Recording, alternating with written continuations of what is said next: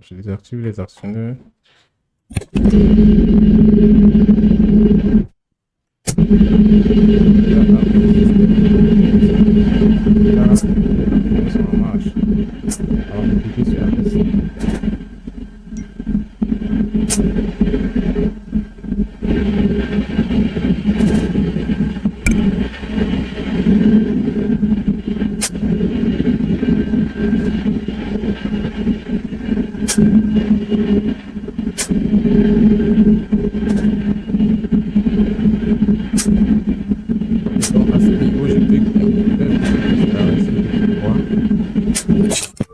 Voilà, vous voyez que tout est à l'arrêt, tous les actionnaires à l'arrêt.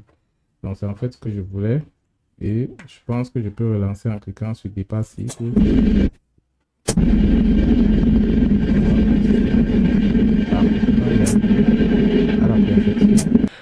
Salut à tous. Aujourd'hui, on va étudier le cas d'un système automatisé de tri de roues associé avec une balance de poids.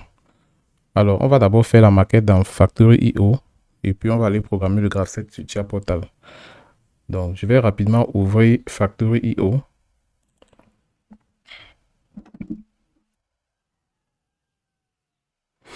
Ok, donc ici, je vais aller sur Nouveau projet et je vais rassembler tous les éléments qui seront nécessaires à la conception de mon système automatisé.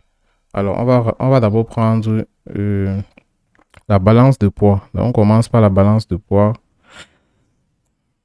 Donc, voici ce qu'on appelle une balance de poids. C'est équipé de son convoyeur. Donc, quand on parle de balance de poids, c'est justement parce qu'il y a ce capteur analogique d'entrée ici qu'on appelle Conveyor Scale 0. Donc, ici, le poids est supposé être mesuré en kilogrammes. Mais du fait que les variations analogiques dans Factory.io se font entre 0 et 10 volts, on préfère ramener ce poids dans cette plage. Donc, chacun peut essayer de faire la conversion, du moins à sa guise. Donc, ici, on va essayer de prendre quelques convoyeurs qu'on peut associer avec cette balance de poids. Donc, on va prendre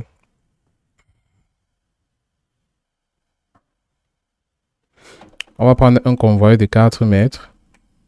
Donc, ici, je vais prendre un convoyeur de 4 mètres. Et chaque fois qu'on prend un composant, on vérifie le sens de la flèche. Donc, également, ici à l'entrée, il faut un limiteur de pièces. Donc, là, je fais le clic droit, Vertical Trans.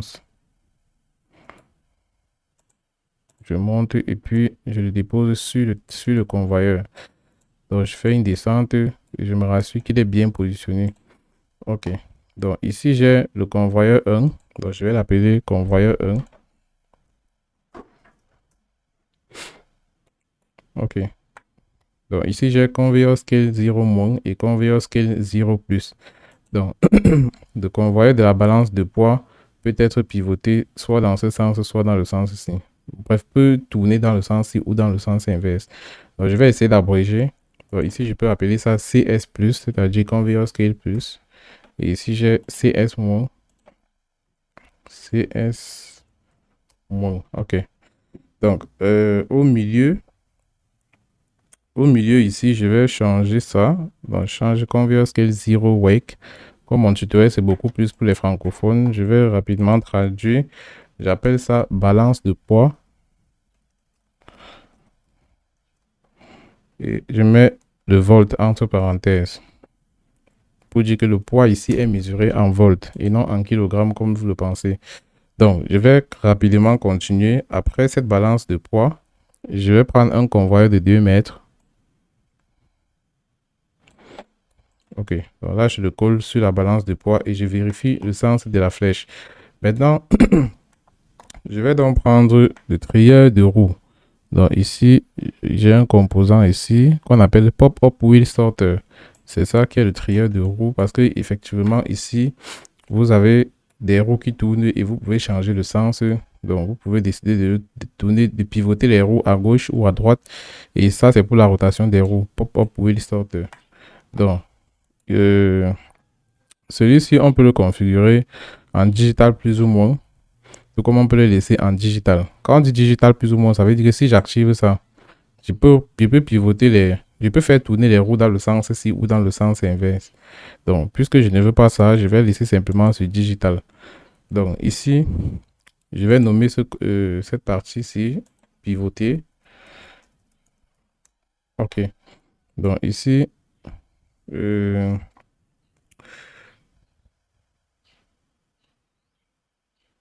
euh, bon, c'est vrai que pivoter, c'est pas trop adéquat pour ce monsieur parce que ce monsieur permet juste de tourner les roues.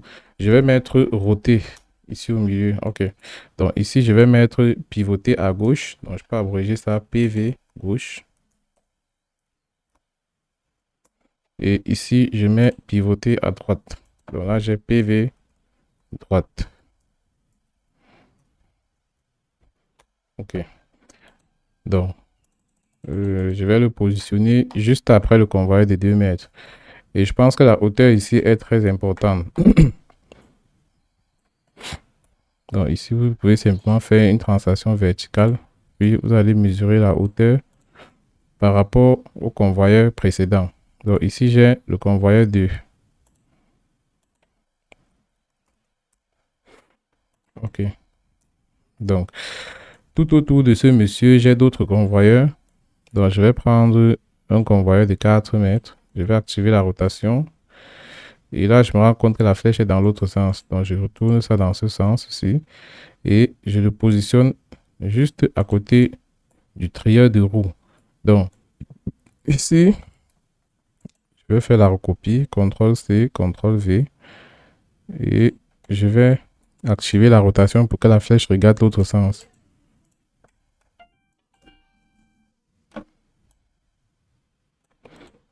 Ok, je continue. Donc, ici, j'ai également un convoyeur de 4 mètres. Le sens de la flèche est crucial. Donc, ici, je vais encore pivoter. Et puis, je vais le mettre comme ceci. Ok. Donc là, maintenant, je vais mettre les extracteurs des pièces. Donc ici, je prends ce monsieur-ci. Une fois que je l'aurai positionné, je vais partager pour le reste. Donc ici, j'essaie de le positionner sur le convoyeur. Translation verticale, je le dépose.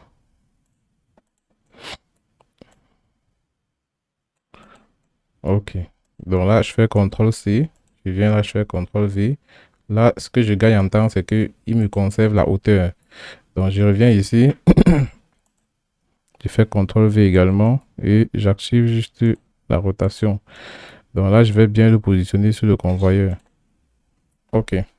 Maintenant, j'ai les capteurs fin de course. Ici, au niveau des 3 extracteurs. Donc, je vais prendre 3 capteurs fin de course. Donc, je viens sur Diffuse Sensor. Donc, je prends le tout premier ici. J'active la translation verticale.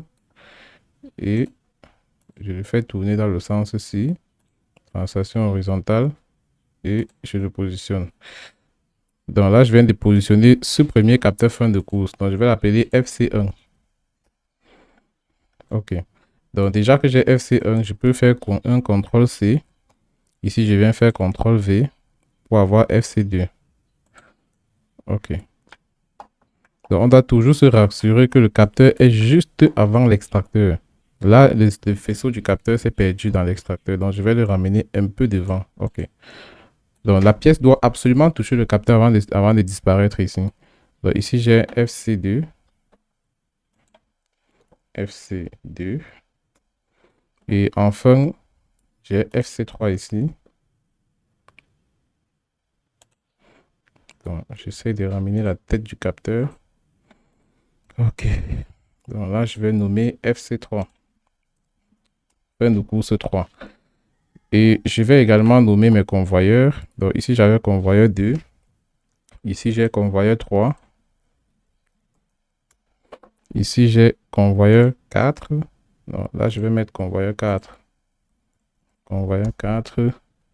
Et ici, j'ai convoyeur 5. OK.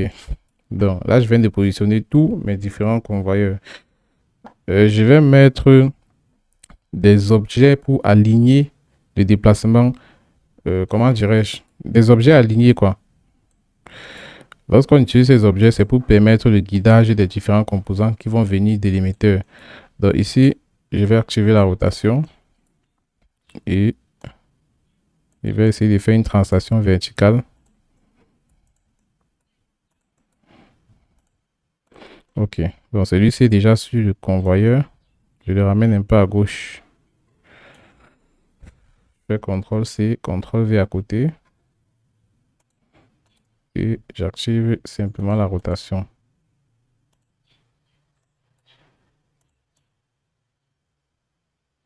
Ok.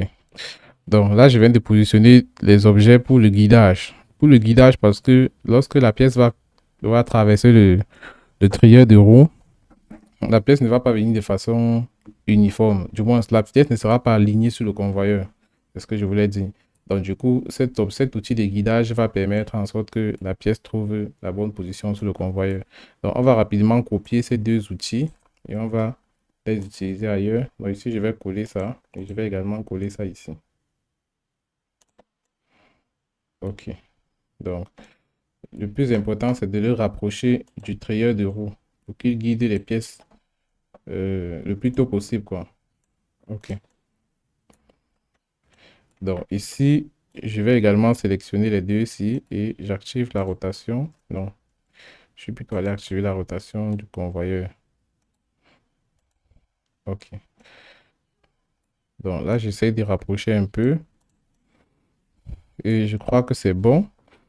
Maintenant, j'ai deux lampes témoins. Donc, je vais prendre deux châssis ici. Donc, je positionne le premier châssis ici. Je vais le mettre par exemple là. OK. Donc, je vais prendre une lampe témoin. Vertical Trans.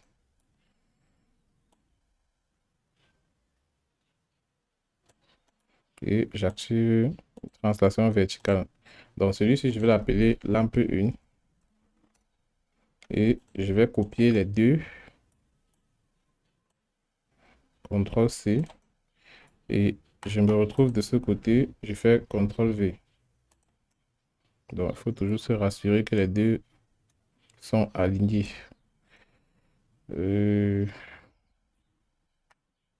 pense qu'ici...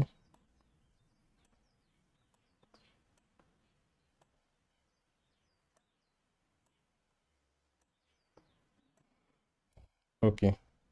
Donc, je vais nommer rapidement le deuxième. Ici, j'ai lampe 2. Et je vais mettre mon pupitre de commande. Donc, ici, je vais mettre...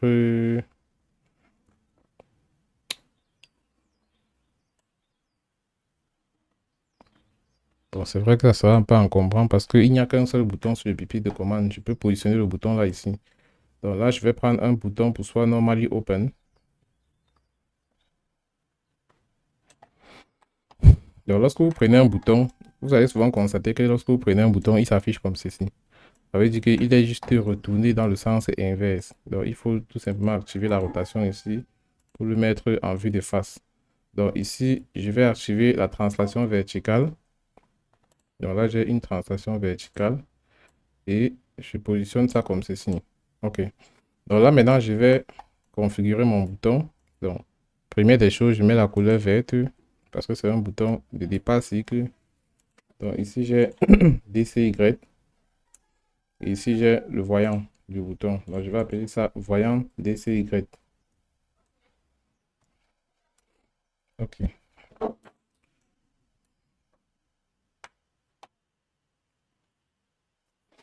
Donc, également, dans mon système, j'aurai un bouton pour soit d'arrêt cycle. Donc, ici, je peux prendre ce DCY. Je fais un copier-coller, je mets à côté. J'appelle ça ACY. Donc, ici, j'ai ACY. ACY. Et je mets la couleur rouge. Et là, j'appelle ça voyant ACY. Donc, le voyant du bouton pour soi d'arrêt cycle. OK. Donc, je vais essayer de fermer tout ce qui ne m'aide plus. Et je laisse celui-ci parce qu'on doit comparer le poids. Donc, je vous explique rapidement comment ça va fonctionner. En réalité, je trie trois pièces ici. Donc, ici, je vais prendre... Je viens d'avoir sur Base to Image. Je ne veux pas que les pièces s'y mettent avec un support. Par exemple, comme palette et square palette, je ne veux pas. Donc, je veux peser le poids des box M, des box L et également des Green Raw Material. Green Raw Material ou alors Blue Raw Material. Ça dépend de vous. Donc, toutes ces trois pièces-là ont le même poids. Donc, je vais peser le poids des trois pièces-ci. Et en fonction du poids que j'aurai, on va choisir la direction d'extraction aussi. Donc, ici, c'est comme le poste où le système automatisé décide directement du chemin par lequel va emprunter la pièce qui sera pesée. Donc, si ici, je pèse 4 kg, c'est-à-dire l'équivalent de 4 volts, je saurai directement si après ce convoyeur, il va aller comme ceci ou comme ceci ou comme ceci. Donc, c'est en fait ça le but de ce système automatisé. C'est un système de tri de pièces en fonction du poids. Donc, on peut dire ça comme cela. Donc, je vais rapidement venir ici dans File. Ensuite, je pars dans Driver. Et ici, je vais aller dans Siemens S7 PLC Sim. Donc, je vais rapidement faire l'assignation de mes variables. Donc, on commence par DCY. Donc, ici, j'ai DCY. J'ai, il y a un capteur de présence que j'ai oublié de mettre parce que ici, pour peser le poids, il faut d'abord que la pièce s'arrête sur la balance de poids. Donc, raison pour laquelle il faut un capteur de poids. Donc, ici, je fais CTRL-C. Donc, ici, il faut un capteur de présence, autant pour moi.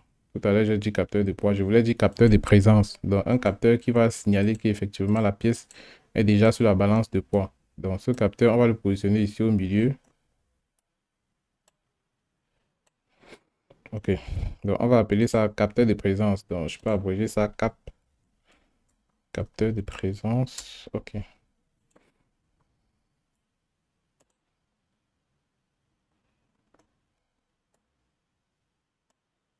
OK. Là, je viens d'allonger un peu le faisceau du capteur.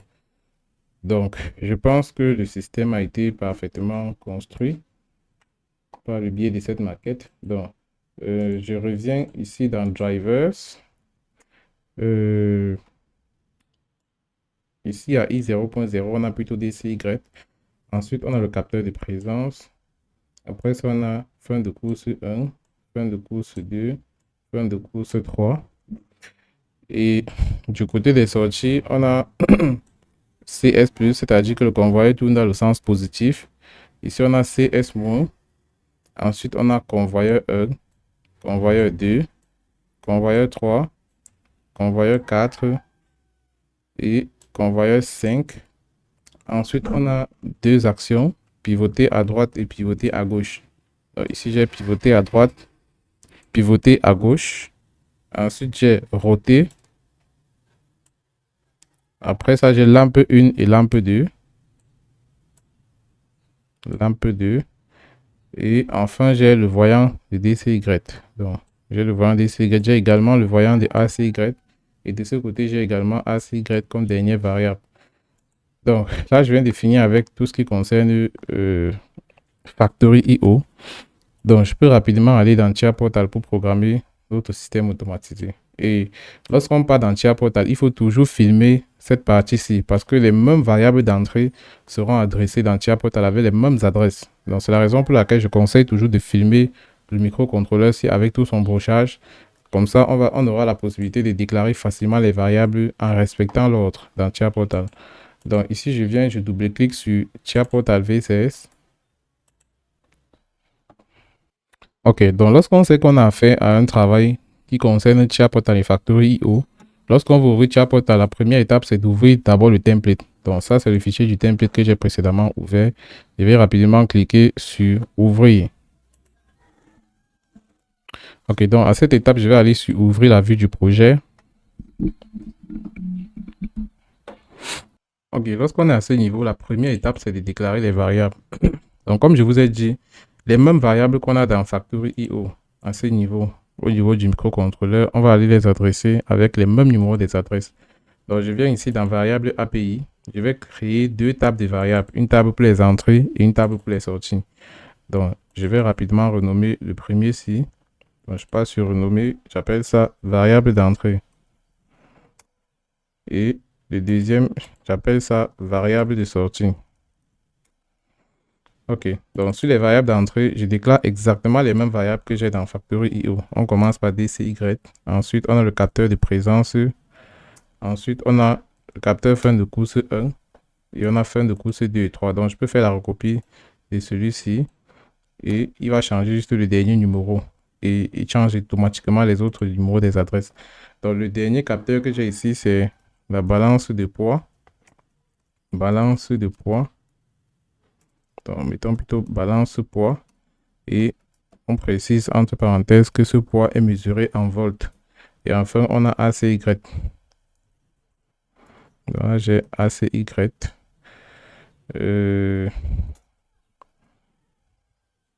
Bon, on va mettre ACY avant la balance de poids. Donc ici, c'est I 0.5. Et ici, on a la balance de poids parce que c'est un capteur analogique. Donc ici, j'ai balance de poids en volts.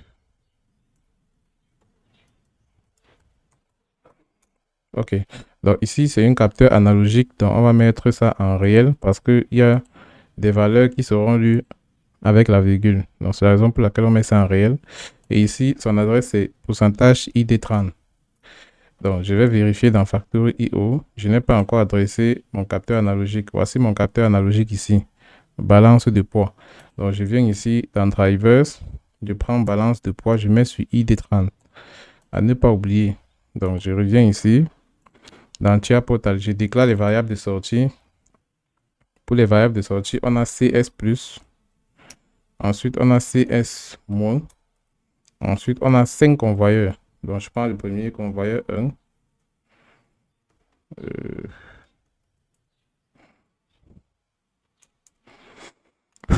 Convoyeur 1. Donc, je vais faire la recopie pour avoir les 4 autres convoyeurs. Ok. Donc là, je suis à convoyeur 5. Ensuite, j'ai pivoté à droite.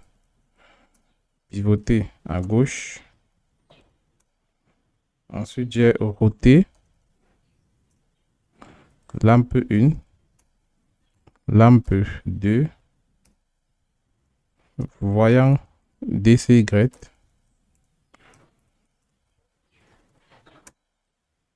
Et enfin, j'ai voyant ACY. Ok. Donc, ici, ce sont les variables de sortie. Donc, il faut absolument changer les adresses pourcentage I par pourcentage Q.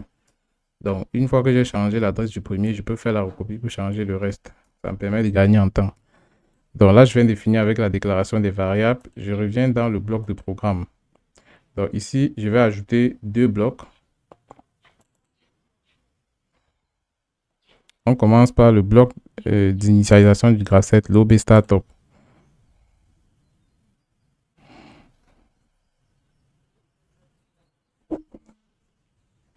Ok, donc dans l'OB Startup, ce qu'on cherche, c'est initialiser notre graph7. Donc notre graph7, on va déclarer une variable qui s'appelle graph7 ou alors une variable qui s'appelle étape active du graph7 si vous voulez. Mettons plutôt étape active. Étape active. Ok. Donc cette variable, c'est une variable de type int. Donc c'est une variable entière. Donc ici au niveau du type de variable, on va mettre un int. Et c'est une variable mémoire. Donc je n'aime pas utiliser l'adresse pourcentage MW0 parce que c'est une l'adresse là est souvent utilisée par le système. Donc il faut toujours utiliser à partir du pourcentage MW1 en montant. Donc là, je prends par exemple MW10 et ici, j'initialise mon graph7 à l'étape 0. Donc je reviens ici dans ajouter les nouveaux blocs. J'ajoute un bloc étape transition. Étape transition parce que je vais programmer les transitions et les étapes directement. Donc c'est aussi important de maîtriser ça pour gagner en temps. Ok, donc là je viens de déclarer de créer le bloc étape transition. Je vais également créer un bloc qui s'appelle action. Donc ici j'ai les différentes actions de mon graph7. Donc on va rapidement commencer par programmer les actions. Donc je vous présente d'abord le graph7 de ce système automatisé de tri de pièces par poids. Donc ici on a notre DCY. Donc, ça veut dire que dès que j'appuie sur départ, c'est que je lance le cycle d'exécution du système automatisé. La première chose qui se passe, c'est que quoi? Notre émetteur qui se met à 7. Bon, je vais enlever l'émetteur ici sur... je vais l'enlever. Donc, je viens ici. Là, je suis dans Edit SAP. Donc, je vais supprimer cette partie-ci où je programme l'émetteur. C'est pas trop important. OK. Donc, voici mon graphe 7. Donc, à la première étape, ici, je mets convoyeur balance plus et convoyeur 1. Donc, convoyeur balance, c'est CS. Bon, je sais pas pourquoi je n'ai pas changé les adresses là-bas. Ici, je vais mettre CS plus. CS plus.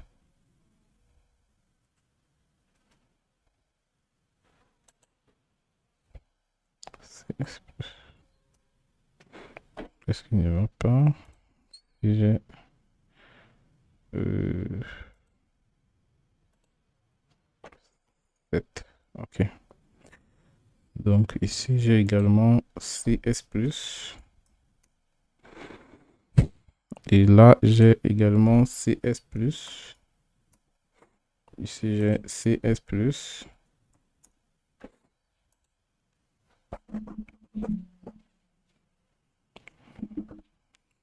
Envoyer balance, tempo. OK. Donc là, je viens de mettre à jour mon graphe 7. Donc, j'étais de disance que lorsque je clique sur départ cycle, le convoyeur 1 se met en marche. Et également, j'ai le convoyeur de la balance qui tourne dans son sens positif. Donc ici, j'aurai ce CS plus qui va tourner dans ce sens-ci. Par exemple, je vais activer. Vous voyez qu'il va tourner dans le sens-ci. Justement, c'est parce que c'est le seul sens que je vais utiliser. CS mode, je l'ai juste adressé, mais je ne l'ai pas utilisé. Donc c'est normal parce que je suis en train de quitter de là pour aller devant. Donc là, j'ai CS plus que je vais mettre à 7. Et je vous rappelle que cette balance de poids-ci, ce convoyeur-ci, ne peut être commandé, comment dirais-je, ces actionnaires sont commandés uniquement lorsqu'on les a setés. Donc lorsque vous mettez CS plus par exemple et vous ne setez pas, ça ne va pas faire tourner le convoyeur. Ça aura trop de caprices. Donc c'est toujours bien de setter. Il y a beaucoup d'actionnaires ici dans Factory IO que si vous ne setez pas, ça va beaucoup vous déranger. Donc c'est un peu ça. Donc ici, là où j'ai mis CS+, je vais également le setter. Là, vous voyez par exemple convoyeur 2, convoyeur 5. Ici, j'ai convoyeur 4, convoyeur 2, convoyeur 2, convoyeur 3. OK. Donc, j'étais de disance que si je clique sur DCY, je vais mettre en marche le convoyeur 1 et le convoyeur de la balance. Donc, ces deux convoyeurs. Et une fois que le capteur s'y sera touché, les deux convoyeurs vont d'abord s'arrêter pendant 1 seconde. C'est la raison pour laquelle j'ai mis cette temporisation-ci. T égale à 1 seconde. C'est le temps qui permettra de prendre en compte, de prélever le poids, quoi. Parce qu'il faut d'abord prélever le poids de la pièce pour pouvoir indiquer aux prochains actionnaires le sens que la pièce va prendre lors de son déplacement en fait. Donc ici, lorsque la pièce arrive, elle s'arrête pendant 1 seconde, on pèse le poids et si le poids correspond à cette direction ou celle-ci, on saura déjà comment la suite va fonctionner en fait. Donc on va rapidement aller programmer ça dans Tia Portal. Donc ici, dès qu'on a pesé le poids, on va rapidement réactiver. Donc, par exemple, ici, lorsque vous voyez, je mets capteur de présence. J'arrête le convoyeur de la balance. Ici, c'est CS+. J'ai encore oublié de modifier. Donc, ici, j'ai CS+.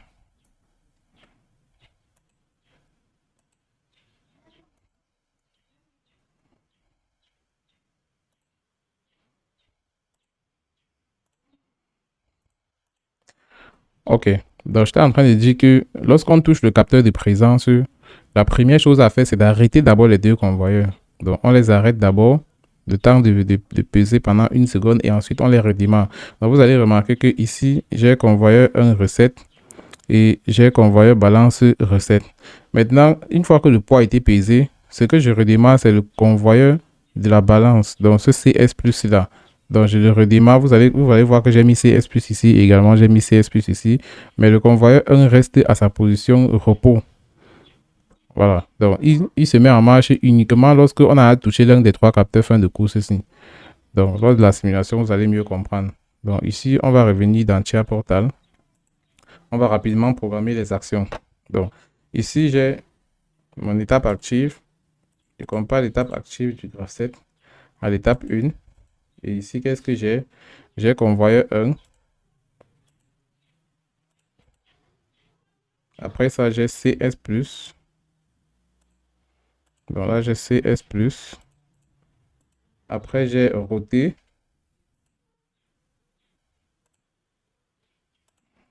Donc là, je mets roté. OK. Et après, j'ai trois actionnaires que je vais mettre en marche. Donc les deux lampes témoins, pardon, avec le voyant du bouton DCY. Donc ici, je vais prendre une bobine 7. CTRL-C, CTRL-V, CTRL-V. Donc ici, j'ai lampe 1. Ici, j'ai lampe 2. Et ici, j'ai le voyant du bouton DCY. Et n'oubliez pas que ces convoyeurs-ci, il faut les setter. Donc ici, je set. Et ici, je fais aussi un set. Voilà. Donc là, je viens de finir avec l'action associée à l'étape 1. Je passe rapidement à l'action associée à l'étape 2. Donc, je vais copier ces trois lignes ici pour gagner en temps. Donc, copions par exemple les deux ici. On vient ici, on colle. Donc, ici, je compare l'étape active du graphe 7 à l'étape 2. Donc, à l'étape 2, ici, qu'est-ce que j'ai? À l'étape 2, j'ai la temporisation et je dois arrêter le convoyeur 1 et le convoyeur CS+. Donc, ici, je commence par la tempo. Donc, ici, je vais prendre un tonne. Donc, je vais appeler ça tempo X2 pour dire que c'est la temporisation de l'étape X2.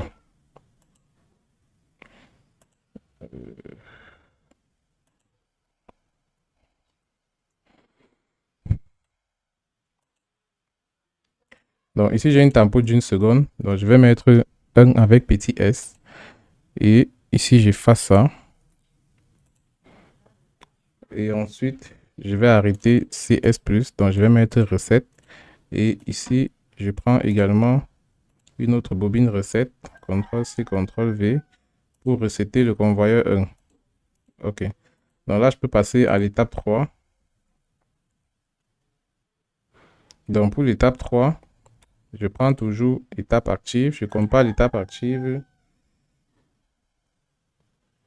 du graphe 7 à l'étape 3. Et ici, je vais prendre une bobine 7.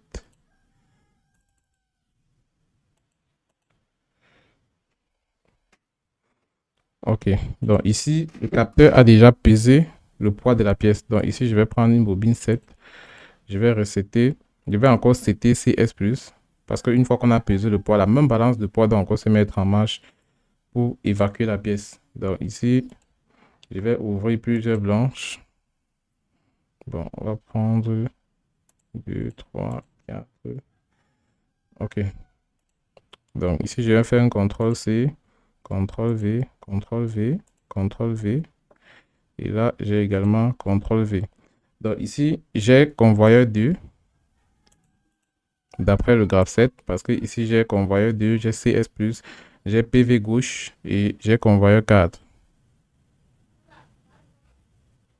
Donc pour le convoyeur 4 ici, fin de course. Donc je regarde sur ma maquette. Avant fin de course 1, j'ai plutôt convoyeur 3. Et avant fin de course 2, j'ai convoyeur 5. Donc ce sont des choses qu'il faut vérifier. Donc avant fin de course 1, j'ai convoyeur 3. OK. Et avant fin de course 2, j'ai convoyeur 5. Et avant fin de course 3, j'ai quel convoyeur? Avant fin de course 3, j'ai convoyeur 4. Donc, ce sont des choses qu'il faut absolument arranger parce qu'il ne faut pas programmer un graphe 7 qui n'est pas cohérent. Donc, c'est la raison pour laquelle je fais les dernières modifications parce que ce graphe 7, je l'avais fait l'autre jour et j'ai dû faire la maquette sans corriger tout ce qu'il fallait corriger sur le graphe 7. Donc, je reviens ici. Je vais enregistrer mon graphe 7, pardon. Ensuite, je reviens ici.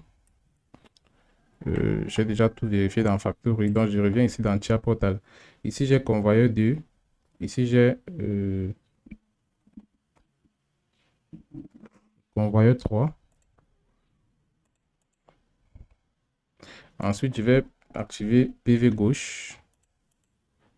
Et ici, j'ai roté. OK. Donc, PV gauche, je n'ai pas besoin de le setter. Tout le reste, je vais setter. OK. Donc, je vais copier entièrement cette ligne-ci parce que c'est pratiquement la même chose avec les autres. Donc, ici, je vais ajouter une autre branche parce qu'il en reste deux. Ici, je compare l'étape active du graph7 à l'étape 4. Et ici, j'ai CS+, convoyeur 2, convoyeur 5 et roté. Donc, ici, j'ai convoyeur 5 et le dernier, c'est roté. Donc, je vais effacer la branche ici. Ici, je viens, je colle également la même chose que j'ai copié en haut. Je compare l'étape active à l'étape 5. Et au niveau des actions, j'ai CS+, convoyeur 2, convoyeur 4, PV droite et roté. OK. Donc là, je viens de finir avec la programmation des actions. Je viens donc ici, au niveau des transitions. Donc, étape transition. On va venir ici dans le main OB1. On va appeler d'abord les sous-blocs ici. Donc, à la fin, on risque d'oublier. Donc, ici, je vais appeler le sous-bloc étape transition. J'appelle également le sous-bloc action. Et ici, je vais programmer le bouton pour soit arrêt cycle. Donc, ici, j'ai ACY. Donc, arrêt cycle me permet de ramener à chaque fois mon graph7 à l'étape initiale. Donc là, je viens de mettre arrêt cycle ici. Je reviens, je reviens au niveau des étapes transition. Donc, je commence par programmer. Donc, ici, je compare d'abord le graph7 à l'étape 0. Donc, ici, je compare l'étape active à 0. La réceptivité que j'ai, c'est DCY. Donc, pour programmer la transition de 0 à 1, il faut d'abord comparer le graph7 à l'étape précédente qui est 0. Donc, ensuite, la réceptivité que j'ai, c'est DCY. Et après, j'active l'étape 1. Mais ce que vous allez également constater, c'est que pour activer cette étape 1, il y a également plusieurs autres conditions. Donc, il y a la condition qui concerne l'étape 3, 4 et 5 parce que ça fait aussi partie des étapes précédentes de l'étape 1. Donc, ici, on a 4 conditions pour activer l'étape 1. On a, comment dirais-je, on a 4 étapes précédentes. On a l'étape 0, l'étape 3, l'étape 4 et l'étape 5. Et maintenant, pour les réceptivités, on a DCY, FC1, FC3 et FC2. Donc, on va rapidement programmer les 4. Donc, ici, j'ai DCY. Et après, je vais prendre un bloc move pour activer l'étape 1. Donc, ici, j'ai DCY. OK. Donc, là, j'ajoute une autre ligne. Je copie les deux ici. Je colle. Et je ferme la branche. Je fais pareil ici. Donc, je vais ajouter deux autres lignes. CTRL V. Et là, je ferme la branche. CTRL V. Et je ferme la branche. Donc ici, je compare le graph7 à l'étape 0, ensuite à l'étape 3, 4 et 5. Donc ici, j'ai 3, 4 et 5. Parce que l'activation de l'étape 1 dépend des 3 étapes précédentes ici. Les réceptivités qui les suivent sont DCY respectivement, ensuite FC1, ensuite FC3 et après FC2. FC3 ici parce que FC3 suit directement l'étape 4. On peut vérifier sur le graph7. Après, l'étape 4, c'est FC3. Donc ici, je vais rapidement continuer. Donc, je vais ajouter d'autres branches. L'activation de l'étape 2. Donc ici, je vais comparer le graph7. Dans l'étape active du graph7, je vais dire à l'étape 1. Et lorsque je le compare à l'étape 1, j'ai le capteur de présence qui est là. Donc je vais mettre le contact ici pour le capteur de présence. Et je vais prendre un bloc move, CTRL-C, CTRL-V. Ici, j'active l'étape 2. Donc, on continue rapidement. Ici, pour activer l'étape 3, pour activer les étapes 3, 4 et 5, on va comparer le graph7 à l'étape 2. Donc, on compare l'étape active du graph7 à 2.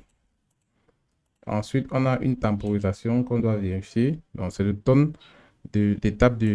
Donc, ici, on a tempo x2.q. Une fois que cette temporisation est terminée, ce qu'on va faire, c'est faire les comparaisons. Donc ici, on a les différents poids qu'il faut comparer, qu'il faut vérifier. Et je vous rappelle que si vous venez ici, vous prenez un comparateur dans Chia Portal, vous mettez un comparateur, vous dites si la valeur de la balance de poids est par exemple égale à 5, alors faites tourner le convoyeur-ci et pivotez à droite. Ce qui va se passer, c'est que le capteur ne va même jamais valider cette condition. Parce que c'est quelque chose que j'ai vérifié. Il faut toujours définir l'intervalle. Donc, l'intervalle doit être de telle sorte que le poids de la pièce soit compris dans cet intervalle. Donc, ici, je vais définir un intervalle. Donc, ici, je vais prendre par exemple un comparateur. Je prends un comparateur, je compare la valeur du poids, donc balance de poids. Je compare la valeur du poids à 3,8.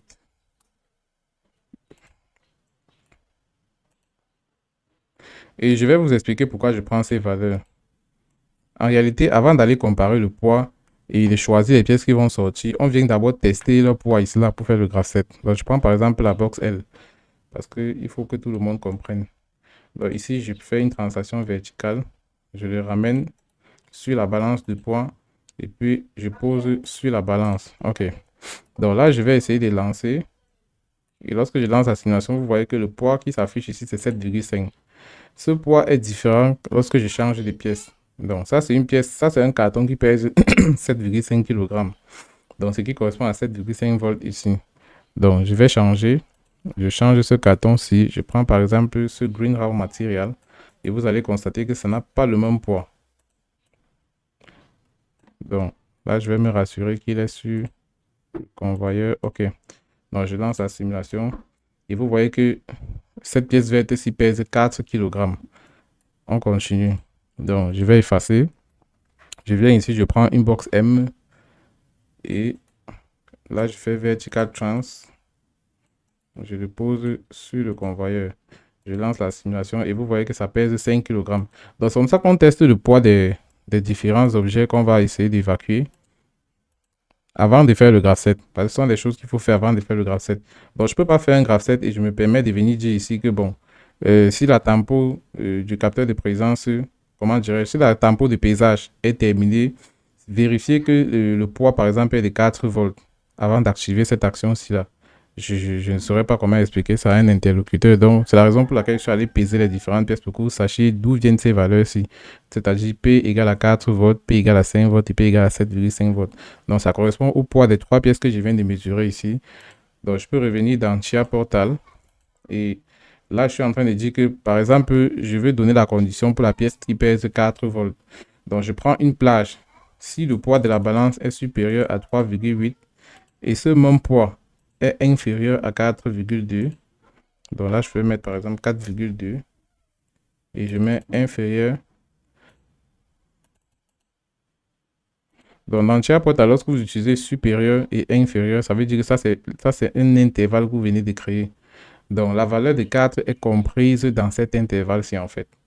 Donc, si je mets tout simplement un comparateur et je dis par exemple que si la valeur de la balance de poids est égale à 4, alors valide par exemple telle action. Ça ne va pas marcher parce que c'est un capteur analogique. À chaque fois, il sera en train de varier et il ne va jamais trouver la valeur 4. C'est la raison pour laquelle, c'est la raison pour laquelle on définit un intervalle où cette valeur-là sera incluse à l'intérieur. Donc ici, je vais prendre un bloc move et là, je vais mettre move 3 à la variable étape active. OK. Donc, une fois que cette condition est vérifiée, on peut activer l'étape 3. Donc, c'est en fait ce que je viens de programmer. Et tout ce que je vais faire ici, c'est copier les deux ici. Et puis, je vais les coller en bas. Copier même les trois ici directement. Parce que je vais juste faire les modifications. Et il ne faut jamais laisser cette double flèche-ci sur votre programme lorsque vous ouvrez une branche. Sinon, lorsque vous allez simuler, ça ne va pas marcher. Ça va mettre une erreur. Et vous allez chercher l'erreur fatiguée, vous n'allez jamais trouver. Donc, ici, je compare également les valeurs différentes. Donc, si le poids de la balance est compris entre 4,8 et 5,2, 5,2, alors active l'étape 4. OK. Donc, je continue. Si le poids de la balance est compris entre 7,3 et 7,7, 7,7, Alors, active-moi l'étape 5. Donc, voilà en gros mon programme qui vient d'être achevé. Je vais rapidement lancer la simulation pour qu'ensemble on comprenne comment il fonctionne.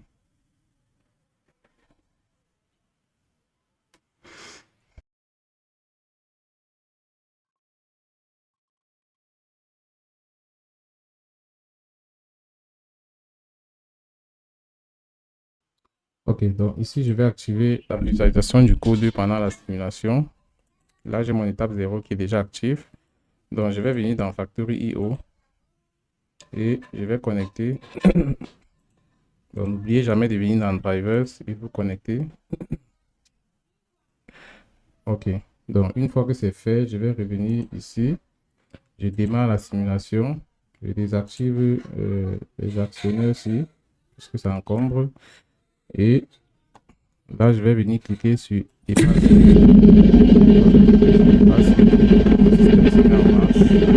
Lorsqu'il touche le ceci s'arrête.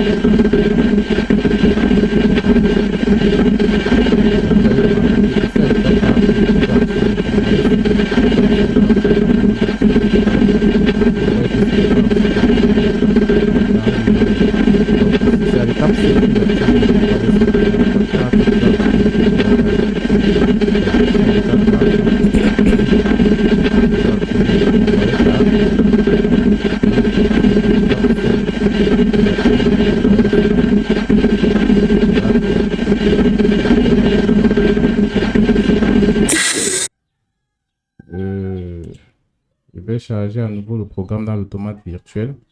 Là, je clique sur charger.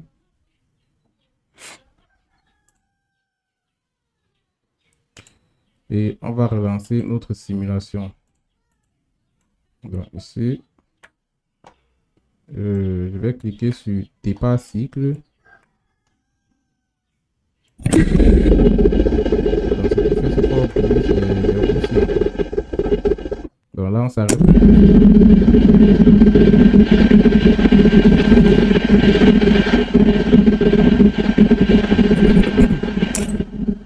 Donc là, tout fonctionne comme il se doit. Il a pesé le poids était de 4 kg. Et 4 kg, ça vient dans ce sens. Ça va toucher le capteur fin de 10 secondes. Lorsque ça touche, hop, ça revient activer le convoyeur ici. Donc c'est un peu ça. Donc là, le poids ici dessus, c'est 5 kg. Donc il est supposé aller tout droit comme vous le voyez. Et lorsqu'il touche le capteur, on revient à ce niveau. Donc on peut essayer d'augmenter la vitesse de la simulation. Mettre vous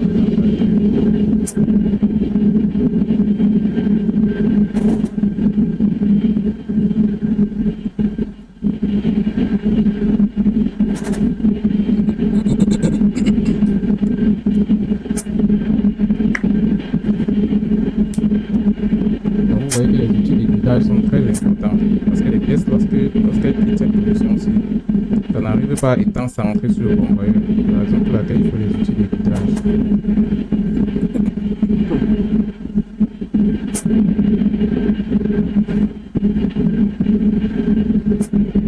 Donc, depuis le début, on a testé les pièces de 4 kg ou alors de 4 volts et également les pièces de 5 kg ou 5 volts.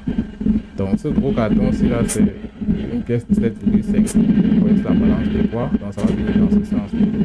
Ça va toucher le capteur, ça pousse 2. Et puis le système va se remettre en marche. Donc, voilà un petit système automatisé que vous pouvez peaufiner chez vous à partir du logiciel Chia Portal et Factory.io. Et vous verrez que ce n'est pas aussi compliqué que ça. Il suffit seulement d'être habitué.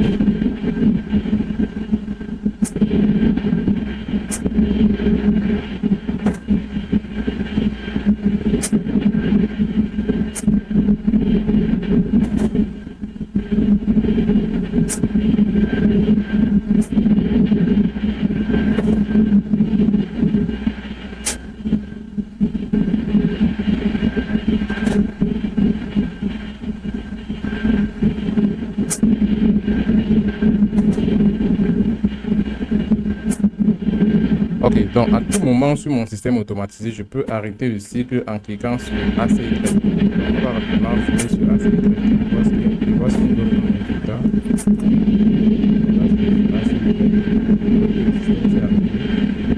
Là, il s'est arrêté parce qu'il va arrêter à l'étape 0.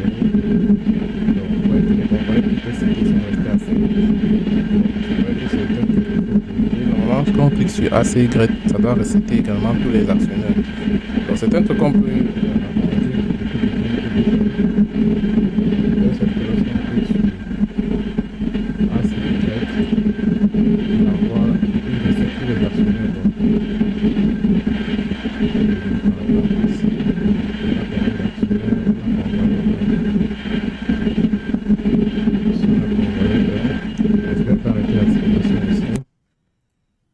ici j'ai convoyeur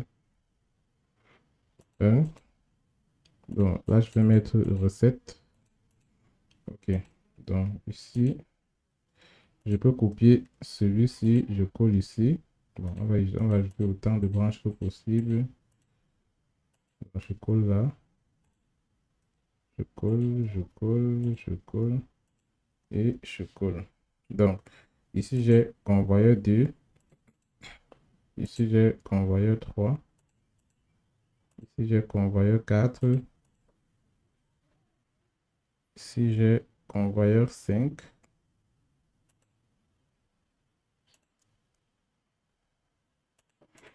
Et j'ai convoyeur CS+. Ok. J'espère que j'ai mis tous les actionneurs qu'il faut.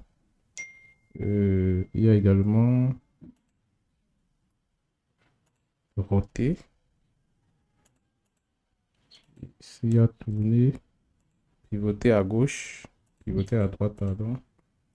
Et ici, on a pivoté à gauche. Donc, l'idée ici, c'est de tout arrêter, quoi. Pivoter à gauche. Ensuite, qu'est-ce qu'on a? On a d'autres actionneurs, par exemple, comme lampe 1, lampe 2.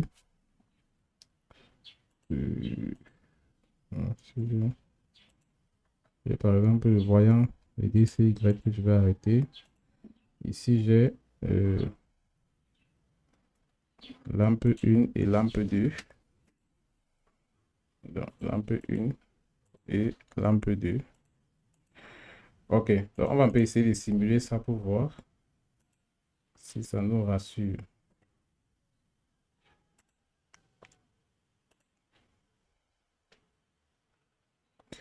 Euh,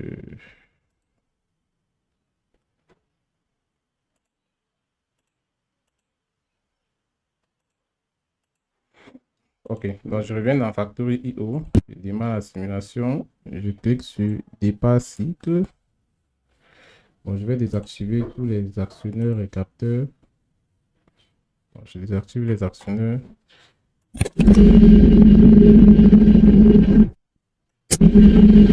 Là, quand le système, là, les actionneurs sont en marche. Alors, je clique sur Arrêter.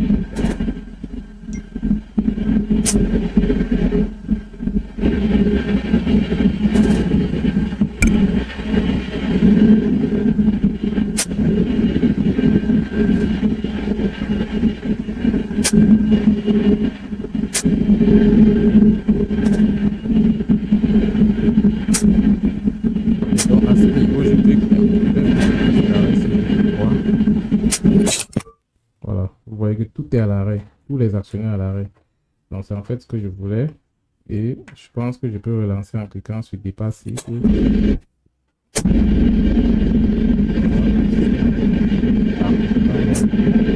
À la perfection. Bon, je suppose que chacun a compris comment le système automatisé fonctionne et j'espère avoir bien expliqué parce que dans tous mes tutoriels, j'ai l'habitude d'expliquer du début jusqu'à la fin. Donc, je vais proposer un autre système automatisé, toujours avec cette balance de poids dans le tutoriel suivant, mais la configuration sera différente. Ça permettra à chacun de mieux appréhender la chose. Donc, je vous remercie de m'avoir suivi et on se dit à la prochaine.